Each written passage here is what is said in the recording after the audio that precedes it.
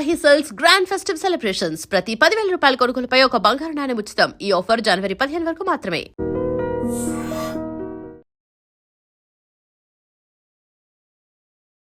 నమస్కారం, welcome to I dream.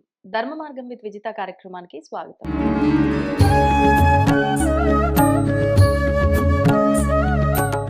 ప్రస్తుతం మనతో పాటు ఉన్నారు ప్రముఖ ఆధ్యాత్మికవేత్త శ్రీమతి బట్టిప్రోలు విజయలక్ష్మి గారు. ఇప్పుడు వారితో మాట్లాడి మరిన్ని విషయాలు తెలుసుకుందాం. అమ్మ నమస్తే. నమస్తే అమ్మా.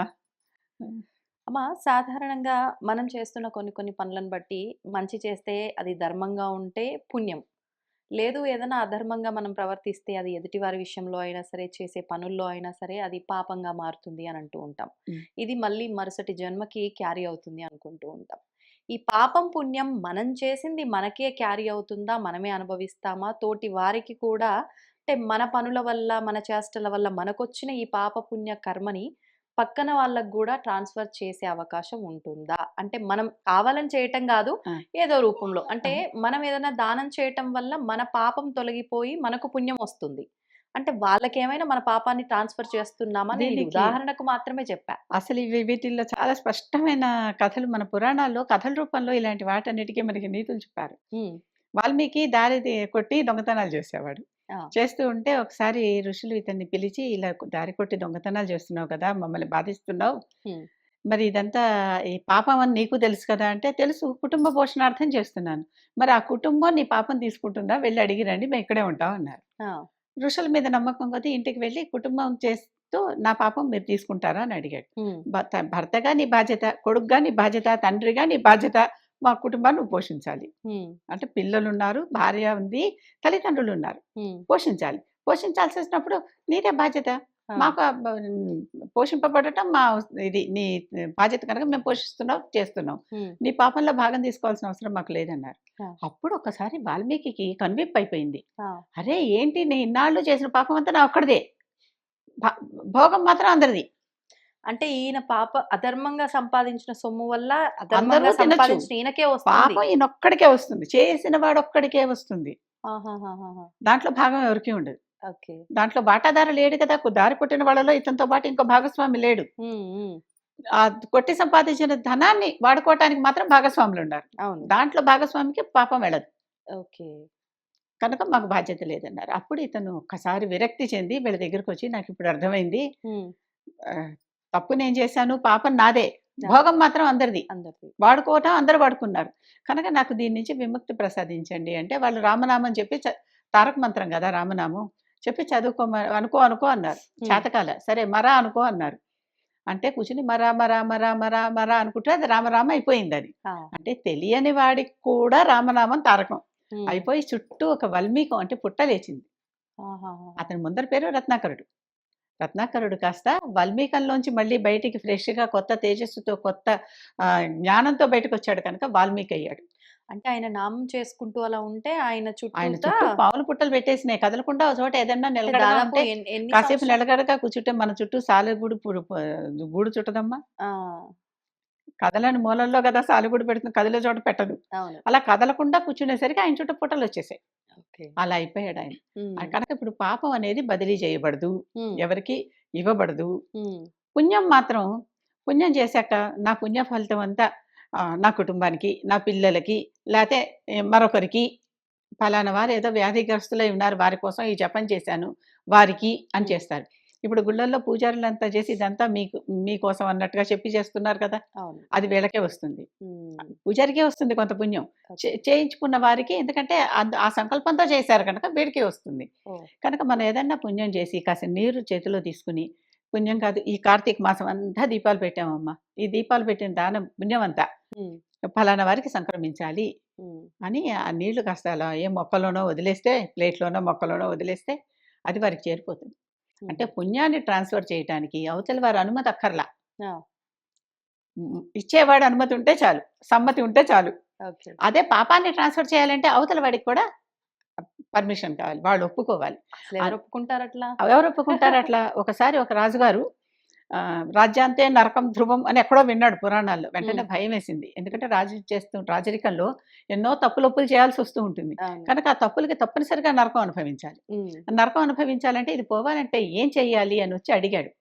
అడిగితే ఆ ఋషి గారు చెప్పారు, ఆ, నీ పాపాన్ని ఎవరికైనా దానం చేసేయి, కానీ వాళ్ళు ఇష్టపడి తీసుకోవాలి, ఉమ్, అప్పుడు మాత్రమే పోతుంది. నా పాపాన్ని నీకు ఇచ్చేసా అంటే మనం ఎంతో మందికి ఇచ్చేయచ్చు అలాగా, వాళ్ళు తీసుకోవాలిగా, అవును. మనం ఇచ్చినంత మాత్రాన అది వెళ్ళదు. ఆ, కనుక అలా వాళ్ళు యాక్సెప్ట్ చేసి తీసుకునే వాళ్ళు ఉంటే వాళ్ళ ద్వారా చే నీకు పాపం పోతుంది అని చెప్పారు. ఉమ్, అప్పుడు ఊరంతా వెతికితే ఒక ఒక ఋషి ఊరు బయట ఎక్కడో కొండ కోణల్లో తపస్సు చేసుకుంటున్నాడు. ఆయన తీసుకుంటాడని అంటే ఆయనకి ఇస్తే ఫలిస్తుంది అని తెలిసింది. ఓకే. అక్కడికి వెళ్ళి ఆయన పిలిచారు. ఉమ్, పిలిస్తే ఆయన అన్నాడు, బుద్ధి పుణ్యానికి నేను నీ పాపం నేనెందుకు తీసుకోవాలి, ఉమ్, నేను నా ధ్యాసలో నా లోకంలో నేనున్నా, అవును. నాకు అసలు మళ్ళీ ఇప్పుడు కొత్తగా అప్పులు ఆస్తులు ఏమి నాకు వద్దు అని అనేశాడు.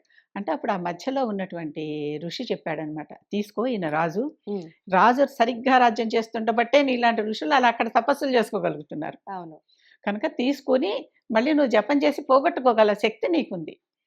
అప్పటికప్పుడే. అప్పటికప్పుడే అంటే మళ్ళీ కొన్నాళ్ళు అంటే ఆ అది ఆ జన్మలోనే. పాప రాశి బట్టి ఉంటుంది అది. ఓకే. పాపరాశి పెద్దదైతే ఎక్కువసేపు జపం చేయాలి, ఉమ్, తక్కువైతే తక్కువసేపు జపం చేయాలి. ఓకే. కనుక ఆ రకంగా చేసి తీర్చేసుకో అని చెప్తాడు. ఉమ్, అప్పుడు అతను ఆ ఋషి ఒప్పుకుని ఇతని పాపాన్ని, రాజుగారి పాపాన్ని తీసుకుంటాడు. ఆ, ఈ రాజుగారి పాపాన్ని తీసుకుని రాజుగారు మళ్ళీ పరిశుద్ధుడైపోయాడు, మామూలుగా రాజ్యం చేసుకుంటున్నాడు, ఉమ్, చింత లేకుండా అదే. రాజ్యం చేసుకుంటున్నాడు. ఉమ్, మళ్ళీ కొత్తగా ఏర్పడితే పాపాలు కొత్తగా ఏర్పడితే అది వేరే విషయం. అవును.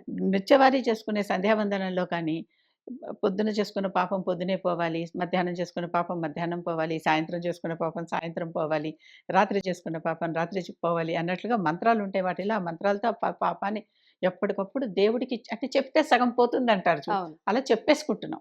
ఉమ్, అసలు ఫలితం వేరే ఉంటుంది. అంటే పోతుందంటే నిజంగా అలా చెప్తే పోతుందమ్మా మాట సామెతకేనా? కొంతవరకు పశ్చాత్తాపం అనమాట, మనది ఒప్పుకున్నట్టుగా, యాక్సెప్టెన్స్, నేను తప్పు చేశాను అని ఒప్పుకుంటున్నట్టు. ఉమ్, తెలుసో తెలియకో ఏవి చేసినా ఓకే. యాక్సెప్టెన్స్, పశ్చాత్తాపం. ఆ, పశ్చాత్ అంటే తర్వాత అని, తర్వాత పొందిన బాధ అనమాట అది. ఉమ్, ఉమ్, పూర్వతాపం ఉంటే తప్పే చేయం, అవును. పశ్చాత్తాపం వేసరికి తప్పు జరిగిపోయింది అప్పటికే. జరిగిపోయింది. ఈ రకంగా పాపాలు ట్రాన్స్ఫర్ అవుతాయా అవ్వవా అనటానికి ఇదొక్కటే ఉదాహరణ. కనుక అవతల వాళ్ళు యాక్సెప్ట్ చేయాలి. ఇప్పుడు ఎవరైనా మీకేదో దోషం ఉందండి, నువ్వులు దానం చేయండి, లవణం దానం చేయండి, నూనె దానం చేయండి అని మనకి జాతకాలు చూసా ఎవరో చెప్తూ ఉంటారు. అవును. అంటే వాటిలతో మనం మన తప్పునేదో అవతల వాళ్ళకి దానం చేసి వదిలిస్తున్నాం. కానీ ఉమ్, వాళ్ళు తీసుకునేటప్పుడు తప్పనిసరిగా వాళ్ళకి అందుకే దక్షిణ ఇవ్వాలి ఉమ్, బాగా. ఎందుకని వారి తపంలో కూర్చుని, జపంలో కూర్చొని వారి అవును. రోజువారీ కార్యక్రమాలు, నిత్యవారీ జీవనోపాధికి సంపాదించుకునే కార్యక్రమాలు చేయలేడు. అవును. కనుక ఆ తపస్సులో కూర్చోవాలి కనుక, వాళ్ళు జపంలో కూర్చోవాలి కనుక, ఏ 1,00,000 గాయత్రో, కోటి గాయత్రో చేసి దాన్ని వదిలించుకోవాలి కనుక మా అన్ని చేయాలి. చెయ్యాలి, ఉమ్, చెయ్యాలి, చెయ్యాలి, చెయ్యాలి. ఉమ్, దానికి ఇంకో మార్గం లేదు. ఓకే. అంత చేసి గయాన్ త్రాయితే ఇది గాయత్రి అని, ఉమ్, పాపాలని పోగొట్టేది, ప్రాణాలను రక్షించేది గాయత్రి. ఆ, కనుక గాయత్రిని చేస్తే అన్ని రకాలవి పోతాయి. ఆ, కనుక అది చేసుకుని వాళ్ళు వదిలించుకోవాలి దాన్ని. ఓకే. తగ్గించేసుకుని నెమ్మదిగా దాన్ని నలిఫై చేసుకోవాలి. ఉమ్, కనుక అంత చేస్తూ కూర్చుంటే మరి వాళ్ళకి నిత్యవారీ కార్యక్రమాలు, వాళ్ళు అంతకు ముందర అవును. ఎక్కడో ఏదో అవును. కార్యక్రమాలు చేసుకుంటూ సంపాదించుకుంటున్నారు కదా, అవును. వాళ్ళ కుటుంబాన్ని వాళ్ళు పోషించుకోవాలి కదా. పోషించుకోవాలి. కనుక వాళ్ళకి దానికి తగినంత దక్షిణ కూడా, అందుకే దక్షిణ, దానం, దక్షిణ 2 కలిపి జంట పదుల్లాగా వచ్చాయి, జంట ఉమ్, పదాల్లాగా. కనుక దానంతో పాటు దక్షిణ కూడా ఇచ్చి ఆ పాపాన్ని మనం ట్రాన్స్ఫర్ చేయొచ్చు, కానీ లేకపోతే చేయించలేం. ఒకవేళ మనం వాళ్ళకి అట్లా ఇవ్వకుండా మనది మనమే ఆ పాపాన్ని కడుక్కోవాలి మనం అని కూడా అంటే గాయత్రి చేసుకోవాల్సిందే. అంత ఓపిక ఏదన్నా ఒకటి అంటే గాయత్రి అందరూ చేయడానికి లేదు అది అంటారు చాలా కదా. తప్పు. ఉమ్, ఉమ్, ఎక్కడి నుంచి వచ్చిందో మధ్యలో వచ్చింది, చాలా చాలా తప్పు. గాయత్రి అందరూ చేసుకోవాలి, ఉమ్, ప్రతివారు చేసుకోవాలి ఆడవారు. చక్కగా. రమణ మహర్షి చెప్పాడు, ఎప్పుడైతే గాయత్రిని వదిలేశారో మనకి ఇలాగా కష్టాలు నష్టాలు చుట్టుముట్టాయని రమణ మహర్షి చెప్పాడు. ఆయన రాసిన పుస్తకాలు దొరుకుతుంది. ఉమ్, రవీంద్రనాథ్ ఠాగూర్, పోనీ మోడర్న్ వాళ్ళకి, రవీంద్రనాథ్ అంటే స్పిరిచువాలిటీ నమ్మని వాళ్ళకి, ఆ, గాయత్రిని వదిలేశాకే భారతదేశం పతనం అయిందని చెప్పాడు. ఉహుం. గాయత్రి అంత కానీ ఉపయోగకరమైన. అంత స్పష్టంగా తప్పులు లేకుండా అందరూ చదవ- చదవగలరంటారా? చదవాలి, నేర్చుకో. ఉమ్, మొదట తప్పులుగానే మాట్లాడతామమ్మ, తర్వాత రాను బెటర్ చేసుకోవాలి, ఉమ్, అంతే. ఓకే. అన్ని మాటలు మా చిన్నప్పటి నుంచి అన్ని సమాసాలు అన్ని చక్కగా మాట్లాడుతున్నారా, అవును. కాంప్లెక్స్ లేదు, వర్డ్స్ లేదు. మాట్లాడుతున్నావా, లేదు కదా. లేదు. ఉమ్, నెమ్మదిగా నేర్చుకుంటున్నాం. అవును. అలాగే ఇది కూడా ఆ. అంటే గాయత్రి చేసుకుంటే సరిపోద్ది, లేదు అని అంటే గాయత్రి అంటే నామం ఏదో గాయత్రి చేస్తే, ఏ నామం అయినా సరే గాయత్రి నామం కూడా.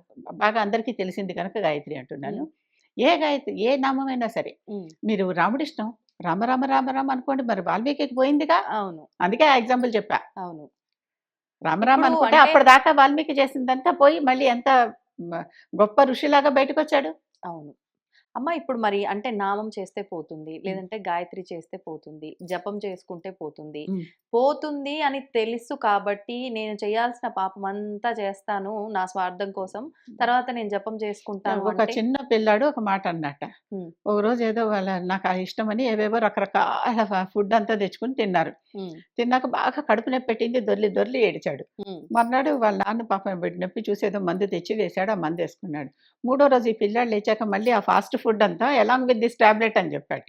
ఆహా, అంటే నేర్చుకోలేదన్నమాట. మనమేమి అదే అదే నేర్చుకోకపోతే ఇక తెలివి ఏమొచ్చినట్టు. అవును. పాత దాని నుంచి ఇప్పుడు నిప్పు ముట్టుకుంటే కాలుతుందని తెలిస్తే మళ్ళీ ముట్టుకోకుండా ఉంటాం. ముట్టుకోకుండా ఉంటాం. మనం ముట్టుకుంటూ కాల్చుకుంటూ మళ్ళీ మందు రాసుకుంటూ బర్ణాలు రాసుకుంటూ ఉంటే అంతే. అంతే కదా. పాత దాని నుంచి మనిషికి జంతువుకి తేడా అదే. అవును. కుక్క ఎన్నిసార్లు కొట్టినా అక్కడికే వెళ్ళి అది యూరినేట్ చేస్తుంది. ఉమ్, ఎన్ని చేసినా సరే పిల్లి అక్కడికే వెళ్ళి మూతి పెడుతుంది, ఎంత కొట్టినా సరే. అవును. మనిషికి ఆ ఇతర జంతువులకి తేడానే బుద్ధి. ఆ బుద్ధితో మనం కాస్త ఆలోచించి ఇది తప్పని తెలుసు గనక, ఉమ్, ఉమ్, తెలియకపోతే ఎవడేం చేయలేడు. అంతే. అది తెలిసేదాకా ఈ ప్రయాణం సాగుతూనే ఉండాల్సిందే. అవును. తెలుసు కనుక ఇహ చేయకుండా ఉండాలి. అంత తెలియకుండా ఇన్నోసెంట్ గా ఉన్న వాళ్ళు ఎవరున్నారులేండి ఈ అది మధ్య అతి కానీ. తెలివిగా మాకు తెలియదని చెప్తూ ఆ, ఉంటారు. అంతే. అది వాళ్ళు తమాషాగా వాళ్ళని వాళ్ళు మోసం చేసుకుంటూ మనల్ని మోసం ఆ, చేస్తున్నాం అని అనుకుంటారు. కానీ ఆయన దగ్గర అందుకే వాళ్ళని వాళ్ళు మోసం చేసుకుంటూ ఆత్మవంచన అనే పదం వాడాను. అవును ఆ అవును పైనున్నవాడు లోపలే ఉండి చిత్రంగా గుప్తంగా మన లెక్కలు చిత్రగుప్తుల్లాగా రాస్తూ ఉంటాడు. రాస్తాడు. అది మర్చిపోతూ ఉంటారు. అవును అవును. అది ఉమ్, మర్చిపోయి అంతా నేనే చేస్తున్నా, నాకే తెలుసు, చూసావా లోకం కళ్ళు కప్పేసా అనుకుంటారు. ఉమ్, పడేది వాడి గుంటలో వాడే. అంతే అది అంతే. అంతే. ధన్యవాదాలమ్మా. And